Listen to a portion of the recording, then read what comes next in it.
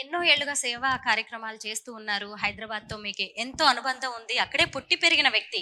కానీ ఒక 6 నెలల నుంచే మీరు బాగా హైలైట్ అవుతూ ఉన్నారు. ఇదంతా రాజకీయాల్లో ఒక భాగమే అనుకోవాలా?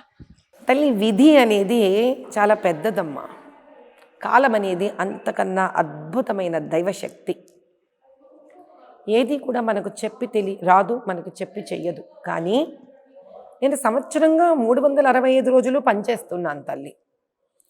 నేను ఈ పని చేసేటప్పుడు ఎందుకో ఎంతోమంది పస్మంద స్త్రీల దగ్గరికి వెళ్ళాను, వాళ్ళ బాధలు విన్నాను, గ్రీవియన్స్ సెంటర్స్ చేశాను, రేషన్ ఫ్రీగా ఇచ్చాను. అదే సమయంలో నేను చాలామంది హైందవులకి వద్ద కూడా వెళ్ళాను, వాళ్ళ ఇబ్బందులు విన్నాను, వాళ్ళ ధర్మ సమస్యలను విన్నాను. నేను వాళ్ళకు సహాయ సహకారాలు అందించాను. వాళ్ళతో పాటు మెడికల్ క్యాంప్స్ చేశాము, ఫ్రీ మెడిసిన్స్ డిస్ట్రిబ్యూట్ చేశాము.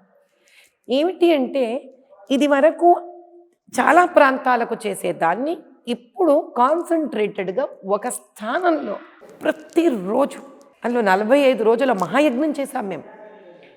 అంటే మేము ఎందుకంటానంటే ఏది ఒక వ్యక్తి చెయ్యలేదు కాబట్టి, నాంది నాదైనా సమూహం మా అనేవాళ్ళు మనతో కలిసినప్పుడు మనం పని చేయగలం తల్లి.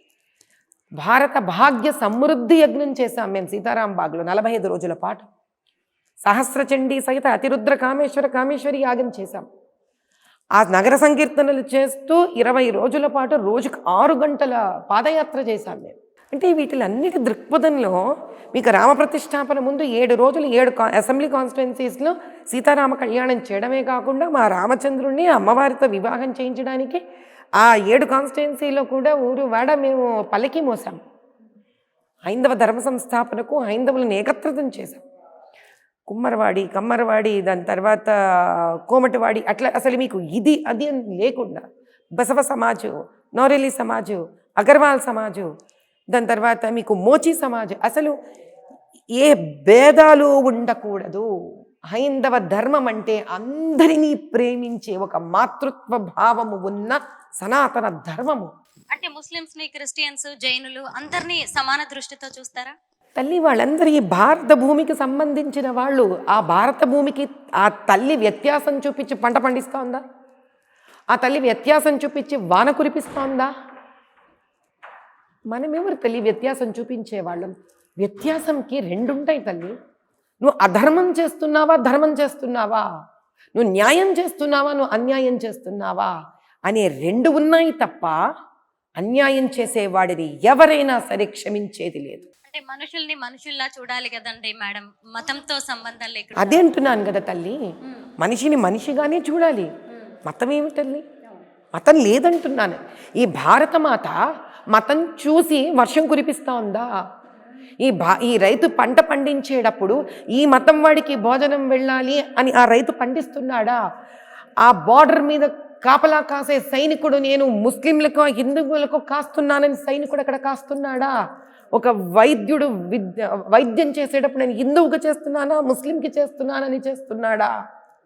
ప్రధానమంత్రి మోదీ గారు యోజనాలు ఇచ్చేటప్పుడు ముస్లింకి ఇస్తున్నానా, హిందూకి ఇస్తున్నానా, క్రిస్టియన్కి ఇస్తున్నానా, సిక్కుకి ఇస్తున్నానా, జైన్కి ఇస్తున్నానా అని ఆలోచించిస్తున్నారా? ధర్మబద్ధంగా వెళ్ళే ఎవ్వరు కూడా మనిషిని మతం పేరుతో విడగొట్టరు. మనిషిని కేవలం 2 డబ్బాలలో వేస్తారు: ధర్మపరుడు, అధర్మపరుడు, న్యాయవంతుడు, అన్యాయం చేసేవాడు. ఇది హైందవ ధర్మం తల్లి. మేడం, ఏ మనిషి ఎదుగుతున్నా, ఏ మనిషికి పేరు వస్తున్నా మనల్ని ట్రోల్ చేసే వాళ్ళు ఉంటారు, నెగిటివ్గా వెనక్కి లాగే వాళ్ళు ఉంటారు. అలాంటి నెగిటివిటీని, ట్రోలింగ్స్ని మీరు ఎలా ఎదుర్కొంటున్నారు? చిన్న చిరునవ్వుతో తల్లి. చిరునవ్వే ఆయుధం. చాలా we are here to do better things నా తల్లి. Time is very precious. కాలం చాలా అద్భుతమైనది. ఇలాంటి వాటిల కోసం వెచ్చించే మనస్తత్వము లేదు, నా దగ్గర అంత కాలము లేదు. అయితే మాధవీలత గారిని తప్పు పట్టడానికి పెద్దగా ఎవరికి ఏది దొరకట్లే కదా. మహా అంటే ఏమనంటే చాలా కరోనా టైంలో విరించి హాస్పిటల్ అనే మాటలు వస్తున్నాయి. ఎందుకంటే ఇది మీరు ఇప్పుడు ఒక ఎంపీ స్థానంలోకి వస్తున్నారు, ప్రజల మధ్యకు వెళ్ళబోతున్నారు. ఇక ముందు కూడా ఇలాంటి ప్రశ్నలు వస్తే మా మీడియా సాక్షిగా ఏం చెప్తారు? అయ్యా, మీ అందరికీ ఒకటే విన్నపం.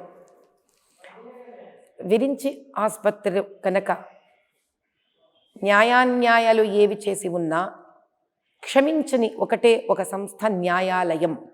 That's court. Court has no relationships with anybody.